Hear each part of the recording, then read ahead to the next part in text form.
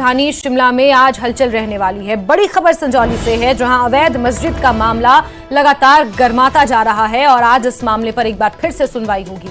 नगर निगम आयुक्त कोर्ट में यह सुनवाई होनी है। कोर्ट नंबर 42 में मामले की सुनवाई होनी है। मस्जिद विवाद को लेकर पुलिस अलर्ट मोड पर है।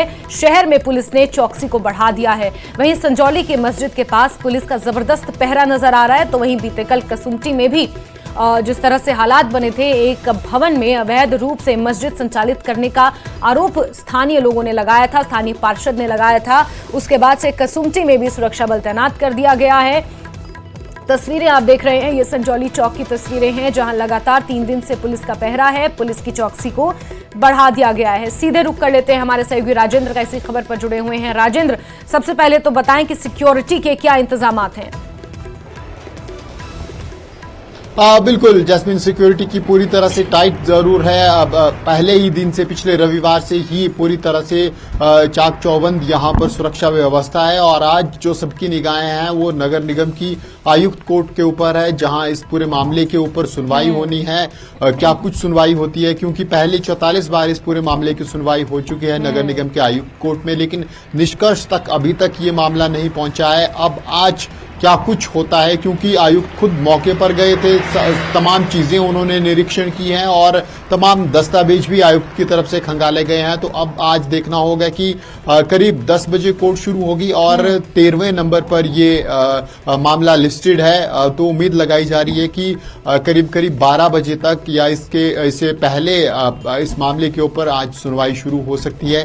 कितनी देर मामले की सुनवाई होती है, क्या कुछ दलीलें दोनों पक्षों की तरफ से दी जाती है, ये तमाम चीजें देखने वाली बात होगी। और उसके बाद फिर फैसला क्या आता है या अगली डेट लगती है, फिर जनता का क्या रिएक्शन रहता है। क्योंकि हमने देखा प्रदर्शनकारी जब रविवार को पहुंचे हुए थे, उसके बाद फिर जब एक बड़ा प्रदर्शन संजौली और चौड़ा मैदान में भी हुआ है, वहां पर भी तमाम लोगों की तरफ से यही बात कही गई है कि इंतजार कर रहे हैं आयुक्त कोर्ट के फैसले का। उसके बाद फिर आगे की रणनीति तय होगी, क्या कुछ फैसले में आता है, फिर आगे किस प्रकार से प्रदर्शनकारियों को बढ़ना है, ये भी उनकी तरफ से संबोधित करते हुए, जनता को संबोधित करते हुए स्पष्ट तौर पर कहा गया है। और सुरक्षा की दृष्टि से जरूर एसपी शिमला खुद मोर्चा संभाले हैं। तमाम सेक्टर्स में शहर को बांटा गया है। खासकर जो सेंसिटिव जोन है संजौली की अगर हम बात करें, वहां पर सुरक्षा कड़ी की गई है। और इसके अलावा और भी 1-2 स्थानों पर, चाहे कसुम्पटी की बिल्कुल राजेंद्र, बड़ी बात यह है जी राजेंद्र, बड़ी बात यह है कि लंबे समय से इस पूरे मामले पर सुनवाई होती आई है, लेकिन ये मामला जिस स्तर पर बीते 3 दिनों से उठा है, जो तनावपूर्ण स्थिति राजधानी में बनी हुई है, आज इस सुनवाई पर शिमला वासियों की, हिमाचल वासियों की ही नहीं बल्कि पूरे देश की नजर रहने वाली है। बीते कल शुक्रवार था, क्योंकि जुम्मा था, ऐसे में खबर ये निकल कर आई है कि मस्जिद में बहुत सारे लोगों ने एक साथ नमाज पढ़ी है। हिंदू संगठन भी कहीं ना कहीं अपने तीखे तेवर अख्तियार किए हुए हैं। सुरक्षा व्यवस्था बहुत ज्यादा कड़ी है और सिर्फ संजौली ही नहीं बल्कि कसुम्पटी चौक पर बीते कल जहां पर आप मौजूद थे, वहां पर भी सुरक्षा व्यवस्था चाक चौबंद की गई है।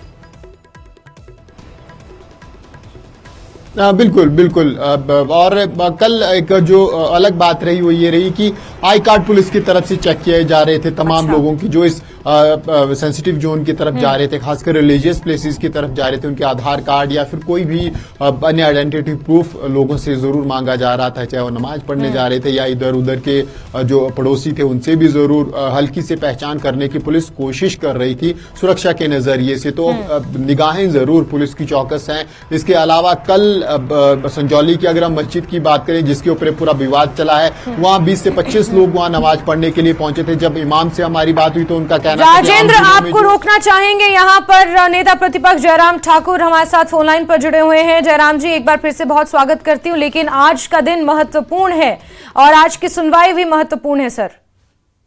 जी, मुझे तो आज की सुनवाई से मुझे ऐसा तो नहीं लग रहा है कि कोई फैसला ये करेंगे, लेकिन उसके बावजूद भी हमारा ये कहना बड़ा साफ है कि ऐसी चीजें जो आने वाले समय के लिए जो है वो किसी झगड़े की वजह बनेंगी, कम्युनिटी कॉन्फ्लिक्ट की वजह बनेंगी, उस संदर्भ में तुरंत इस बारे में सुनवाई के बाद इस पर एक कंक्लूजन पर पहुंचना चाहिए, निर्णय करना चाहिए। और ताकि ये सारी चीजें एक जगह रुक जाएं। बिल्कुल।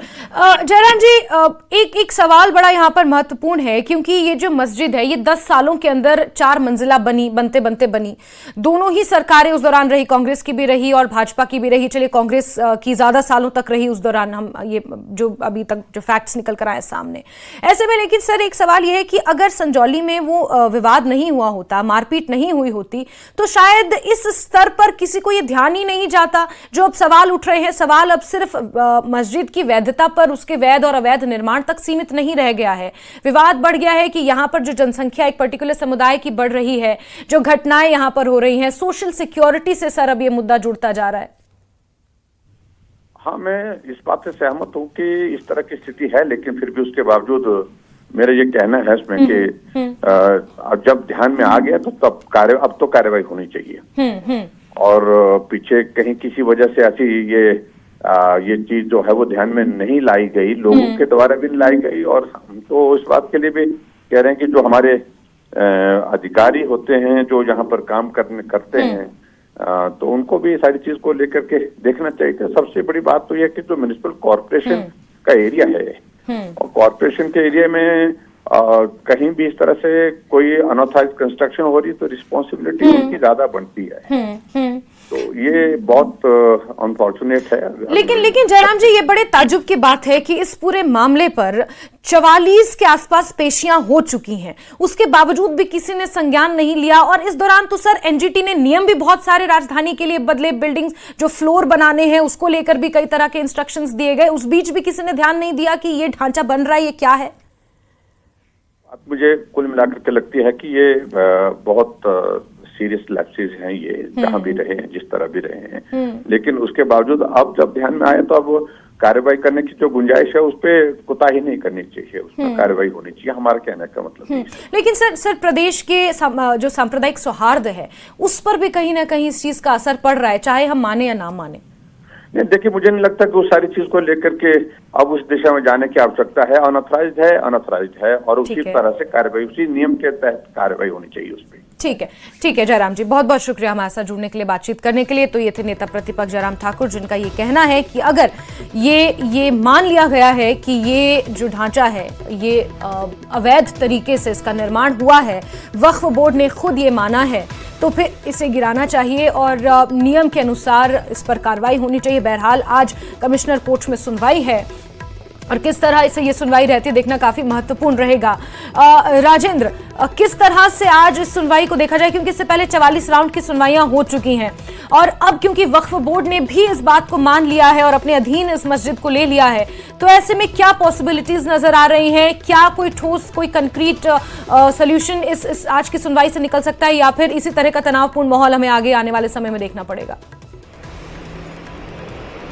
जस्मीन, उम्मीदें बहुत कम है, क्योंकि किस स्टेज एक प्रोसेस रहती है कोर्ट की, चाहे वो कमिश्नर कोर्ट की बात हो या फिर न्यायालय की बात हो। जो कमिश्नर कोर्ट की प्रोसेस है वो भी लगभग सिमिलर रहती है पूरी तरह से जो डिस्ट्रिक्ट कोर्ट और अदर्स कोर्ट होते हैं। तो अब कोर्ट अपनी तरह से, अपनी चाल से, अपने डॉक्यूमेंट के आधार से चलेगा। कहां तक ये सुनवाई पहुंची है, कौन सी चीजों की और कोर्ट को जरूरत होती है, तो वो तमाम लीगल तरीके से कोर्ट चलेगा।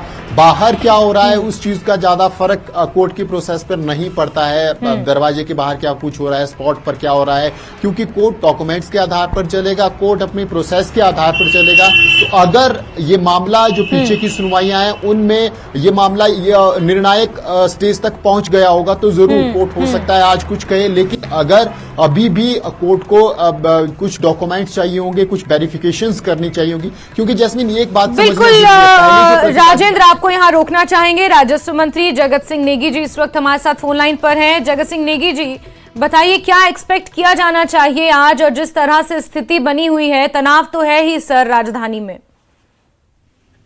नहीं, मैं समझता हूँ कि ऐसी कोई बहुत बड़ा जो है मुद्दा नहीं है। ये जो है कुछ लोगों के बीच में गलतफहमी है और इसको दूर करने की जरूरत है, और मुझे उम्मीद है कि ये सब जो है ठीक हो जाएगा। लेकिन जगत सिंह जी, इतना बड़ा विवाद चल रहा है, पूरी देश की निगाहें आज इस पर टिकी हुई हैं कि एक अवैध मंजिल बन जाती है संजौली चौक के बीचों बीच। ये जो अवैध निर्माण है इसके बारे में ऑलरेडी जो है मामला जो है कोर्ट में विचाराधीन है, तो आप कोर्ट का फैसला आने दीजिए, उसके बाद ही होगा जो भी होगा कानूनी प्रक्रिया के द्वारा होगा।